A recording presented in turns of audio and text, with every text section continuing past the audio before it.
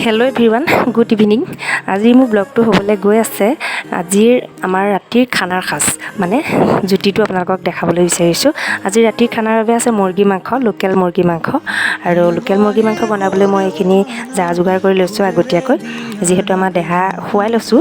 আৰু খুৱাই লোৱাৰ পিছত মই ধুনীয়াকৈ যা যোগাৰখিনি কৰি লৈছোঁ, কুটি বাছি লৈছোঁ। আৰু তাই যিহেতু পটককৈ উঠিলে আকৌ আমনি কৰিব পাৰে, গতিকে আজি মই মুৰ্গী মাংস কেনেকৈ বনাওঁ মই আপোনালোকক শ্বেয়াৰ কৰিম। আৰু আপোনালোকে চাই যদি ভাল পায় এটা লাইক মাৰি দিব।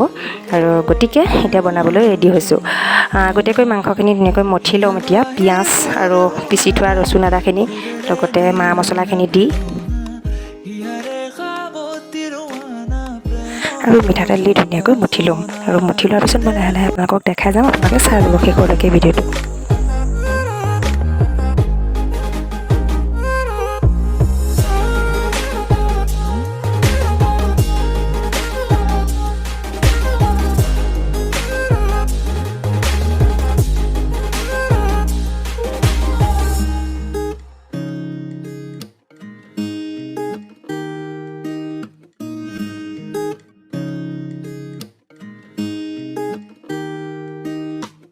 বাহিৰ সুৰ হোৱানা সুৰেৰে দিয়ানা প্ৰেৰণা ইয়াৰে সাৱতী ৰোৱানা